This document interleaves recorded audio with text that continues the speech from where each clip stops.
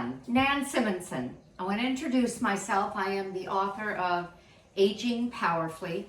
My book is part memoir about my struggle with an eating disorder that I had for most of my adult life.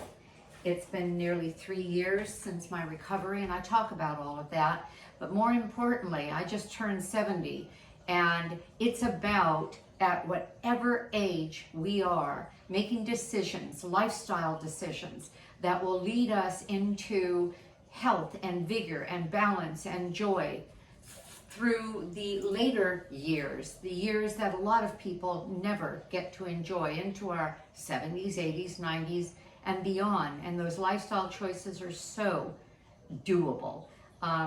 Very much similar to those in the blue zones, the oldest communities and the largest communities of centenarians in the world, 5 of them. Dan Buettner talks about it in his book, The Blue Zones, and it was documented by National Geographic. So let's get with making food that loves us as much as we love it. Make the food that loves you back. Okay, so we're going to start with this ceviche in that is normally a fish dish with a lot of savories that go with it. The item that we're using instead of fish is hearts of palm. And we begin with this recipe with a 14-ounce can. I happen to have a 25-ounce bottle that I bought at a store near us in Southern California called Smart and Final. But you can find cans of hearts of palm. It looks like, well, let me show you what it looks like and how I cut it. I'll do that right now. All right. Can you see? No, you can. This is what a piece looks like. These were stacked on top of each other in this jar. Sometimes you'll get a long one in a can. And to dice it, I went along the length of this piece, churned it, cut again, and I'm just making a dice out of it. 1, 2, 3. So I took each of these pieces and cut them into fourths, and it makes a nice dice that gives you a proper mouthfeel. Now I'm going to leave that there because I'm going to add it.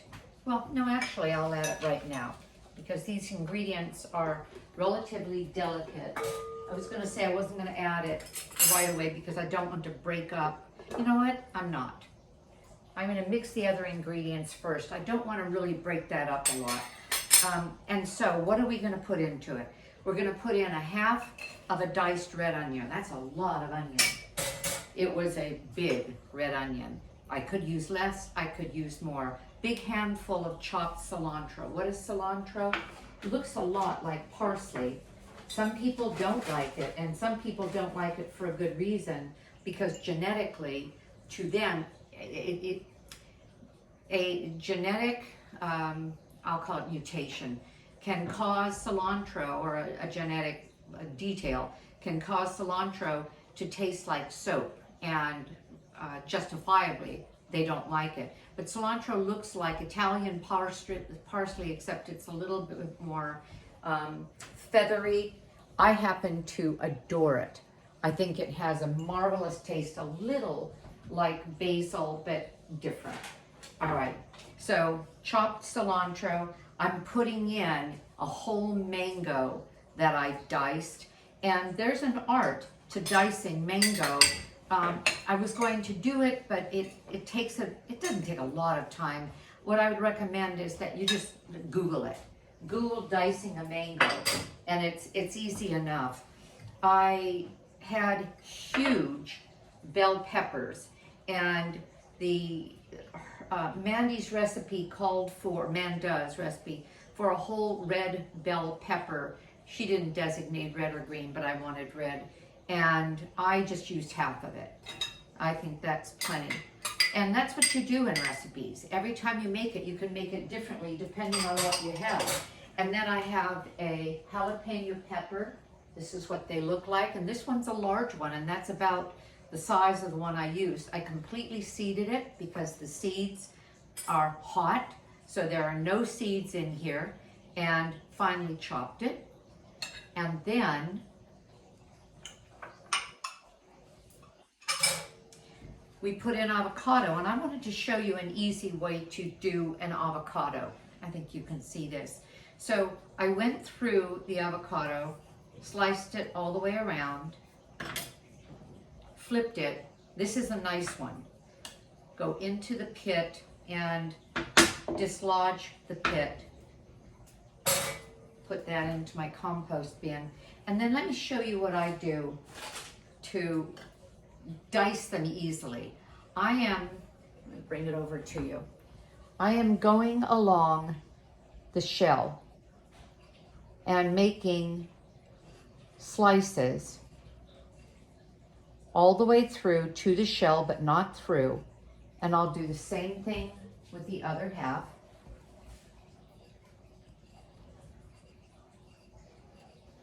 And you might be thinking, gosh, what a bore. That's a lot of work. It's not a lot of work at all. I think it's more work to try to dice it any other way. And then what I'm going to do is run a spoon along the inside of it, a big flat spoon, and look at that. You see that? I have beautifully diced avocado. And do it again, look. Isn't that lovely? And clean shell.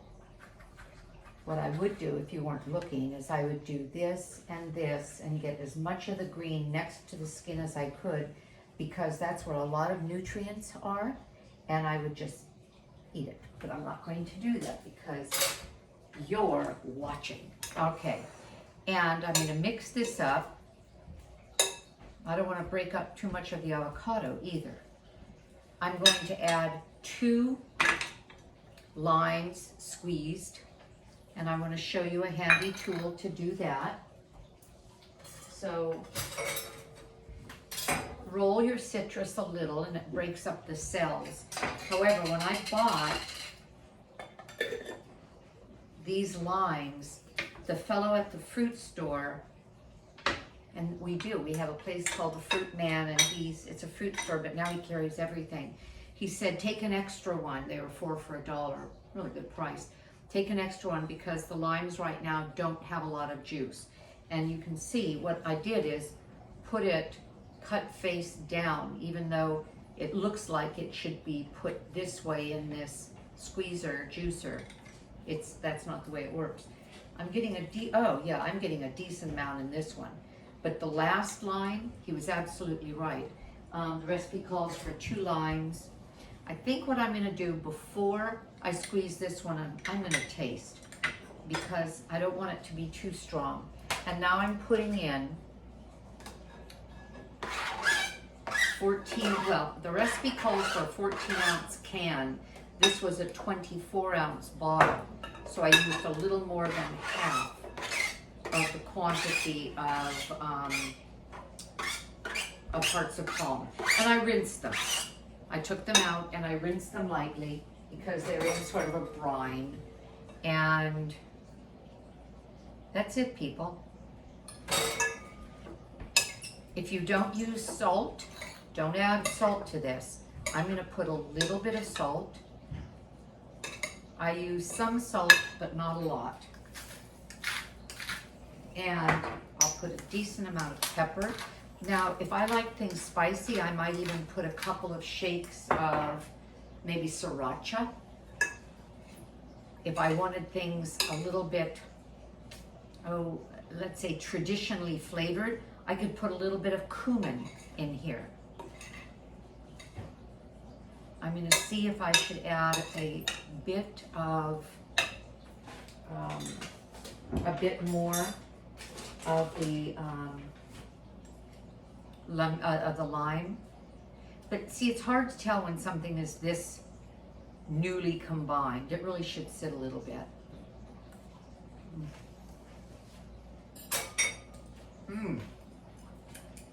Oh my. That is so good. All right. Hearts of palm is very bland, but the texture is a lot like a whitefish. Manda underscore, no, Raw Manda. Raw underscore Manda. You can look for her on Instagram. There are so many young people that are doing such a great job with whole food, plant-based cooking, and in her case, it sounds to me like she's a raw vegan. And boy, did she nail this one. I'm gonna bring it over. Look, isn't that beautiful? By tomorrow, it's gonna be beautifully blended. I'm making I've already made, and I will be posting the video. I'm perfecting it though. I made a pozole with hominy and a vegan pozole, and we're having that tomorrow. And I'll serve this with some crispy oven baked, stone ground organic tortilla pieces, so tortilla chips that I'll do in my air fryer, and some steamed veggies, and what a meal it'll be with some salsa and black olives. It'll be great. Well, that's it. If you like what you saw, keep coming back for more. Again, I'm Nan Simonson at nansimonson.com, and that'll take you to my cooking channel on YouTube. But also, I have a Facebook group, Aging Powerfully, and we are the Power Agers. And I post a live video with different subjects every Thursday at 10. So look for that. If you can't find it, just write me on my website and I'll send you the link. And love to have you with us. But this is lemony, slightly sweet with mango, the texture of fish, the cilantro adding so much flavor. If you don't like cilantro, use parsley, and the bell pepper, and oh my gosh, I forgot an important ingredient. But I'm loving it the way it is, but I'm gonna still use it. Oh, silly me. I forgot the tomato. There is supposed to be, or do I have tomato in here? No, I forgot the tomato.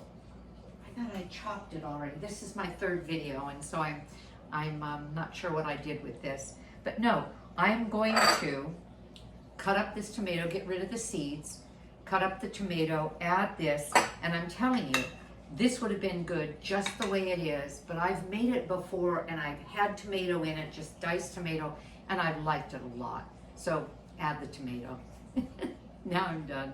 Have a good evening, because I know I'm going to. Thank you for joining me. Bye-bye.